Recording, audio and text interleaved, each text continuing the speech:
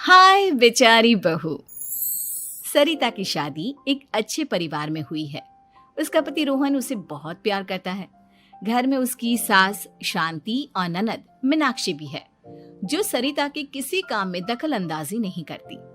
लेकिन फिर भी सरिता को ऐसा लगता है कि दुनिया की सबसे ज्यादा बेचारी बहू वही है और सबसे ज्यादा अत्याचार उसी पर हो रहा है। माँ जी, ये लीजिए आपकी चाय। अरे बहू, तूने इतनी ज्यादा चीनी क्यों डाल दी चाय में?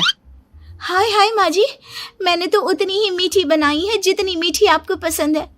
माँ जी, आपको तो मेरे हाथ की चाय अच्छी ही नहीं लगती। जब देखो कुछ न कुछ कमी निकाल ही देती हो।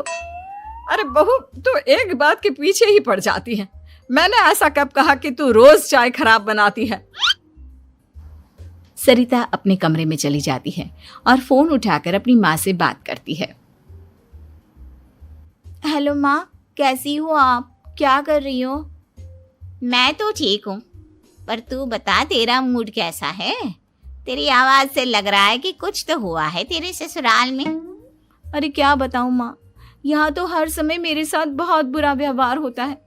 मैंने अपनी सास के लिए इतनी अच्छी चाय बनाई, लेकिन मेरी सास चाय पीते ही मुझे 4 बातें सुना दी। बेटी, तू इतनी छोटी छोटी बातों पर ध्यान ही क्यों देती हो? तुम्हारी सास ने कुछ बोल भी दिया तो क्या हो गया, वो बड़ी है ना तुझसे। माँ ने इतना समझाया, लेकिन इस बात का सरिता पर कोई असर नहीं हुआ। अपनी बेचारी बहू की छवि वो बदलना ही नहीं चाहती। अगली सुबह सब नाश्ते की टेबल पर बैठकर नाश्ता कर रहे थे, तभी सरिता ने अपने पति से कहा, सुनिए जी, मुझे ना आज बाजार से कुछ सामान लेकर आना है। आज आप ऑफिस से आने के बाद मुझे लेकर चलना ना। भाभी, मुझे भी कुछ किताबें खरीदनी है। आप दोनों जा ही रहे हो तो मेरी किताबें भी ले आना। लो, अभी तो बात ही की है बाजार जाने की, तो एक फरमाइश आ गई। माँ जी, आप भी बता दो कुछ, और हाँ, मोहल्ले वालों से भी बोल दो अगर वो कुछ मंगवाना चाहते हो तो। बेचारी मीनाक्षी अपना सा मुंह लेकर रह गई। ये सब देखकर रोहन से चुप नहीं रह गया और वो गुस्से में बोला, सरिता, क्या हो गया है तुम्हें? मीनाक्षी ने तो सिर्फ किताबों के लिए बोला है। तुम्हें मीनाक्षी से इस तरह से बात नहीं करनी चाहिए। माफी मांगो उससे अभी। क्या? मैं माफी मांगू? दिन भर आपके घर के काम करूं मैं, आपकी और आपके घर वालों की बातें सुनूं मैं, और अब माफी भी मैं मांगू? ऐसा कभी नहीं हो सकता। ये बोलकर सरिता वहां से चली जाती है। एक दिन उनकी पड़ोसन घर आती है। अरे सरिता, क्या कर रही है? और क्या करूंगी भाभी जी, बस घर का काम ही कर रही हूँ। आप बताओ कैसे आना हुआ? अरे मैं तो तुम्हारा हालचाल पूछने आई थी, लेकिन तुम तो बिजी लग रही हो। कोई बात नहीं, मैं बाद में आ जाऊंगी। और क्या करूं भाभी जी, जब से शादी होकर आई हूँ ना, बस काम ही कर रही हूँ। और इस घर में ना कोई मेरी कदर नहीं करता। पति है जो बस घर से ऑफिस, ऑफिस से घर। ननद को तो कॉलेज से फुर्सत नहीं। बची सास तो उनका सारा समय मेरी गलतियां निकालने में लग जाता है। अरे ये क्या कह रही हो सरिता? तुम्हारी सास तो पूरे मोहल्ले में तुम्हारी तारीफ करती फिरती है कि तुम बहुत अच्छी हो, पूरा घर तुम्ही ने संभाल रखा है। हाँ तो क्या हुआ, इसमें गलत क्या कहती है? सच्ची तो कहती है। मेरी मर्जी के बिना इस घर का पत्ता भी नहीं हिलता। शाम को जब रोहन घर आया तो उसने सबसे कहा, कल हम सबको मौसी जी के घर जाना है। उनकी बेटी की शादी है। सब अपनी अपनी पैकिंग कर लो, सुबह होते ही निकल जाएंगे। और सरिता, तुम कान खोलकर सुन लो, वहां जाकर किसी की बुराई भलाई शुरू मत कर देना, नहीं तो मुझसे बुरा कोई नहीं होगा। हाय हाय जी, आप तो ऐसे कह रहे हो जैसे मैं सुबह शाम सबकी बुराई करती फिरती हूँ। आज तक कोई कह नहीं सकता कि मैंने किसी की पीठ पीछे किसी के बारे में कोई बुरी बात बोली हो तो। अरे बस बहू, बात को और ज्यादा आगे मत बढ़ा। हमें सब पता है तू हमारे साथ क्या व्यवहार करती है। ये बात घर तक रखना, शादी में किसी को कुछ मत बोलना, नहीं तो सब कहेंगे कि शांति की बहू कितना बोलती है। हाँ हाँ, सब कुछ तो मैं ही बोलती हूँ ना। आप लोग तो हर समय फूलों की बारिश करते रहते हो मेरे ऊपर।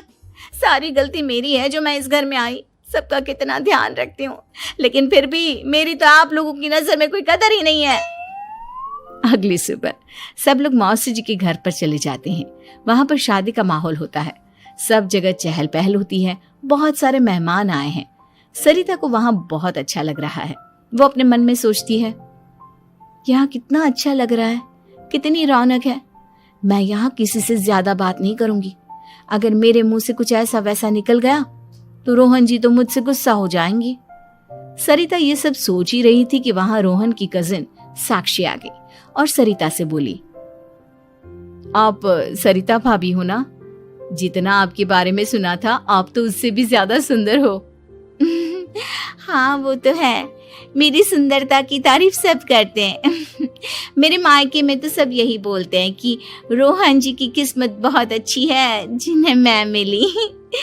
लेकिन आप कौन है? मैंने आपको पहचाना नहीं। मैं रोहन भैया की कजिन हूँ। आपकी शादी पर नहीं आ पाई थी ना, इसलिए आप मुझसे मिली नहीं कभी। शांति मौसी और मीनाक्षी आपकी बहुत तारीफ करते हैं। क्या कहा तुमने? मेरी तारीफ? कभी नहीं। मेरे ससुराल वाले कभी मेरी तारीफ कर ही नहीं सकते। मैं इतनी अच्छी हूँ, मेहनती हूँ, लेकिन उन्हें तो मेरी कदर ही नहीं। सारा दिन घर का काम करती हूँ, फिर भी मेरी सास ना मुझे सुनाती रहती है और पति भी मेरी सास की साइड लेते हैं। ना कभी बाहर ले जाते हैं ना कहीं घुमाने। अगर घुमाने के लिए कभी बोल भी देना तो उनकी बहन बीच में आ जाती है। मैं कैसे रह रही हूँ उस घर में ये मैं ही जानती हूँ।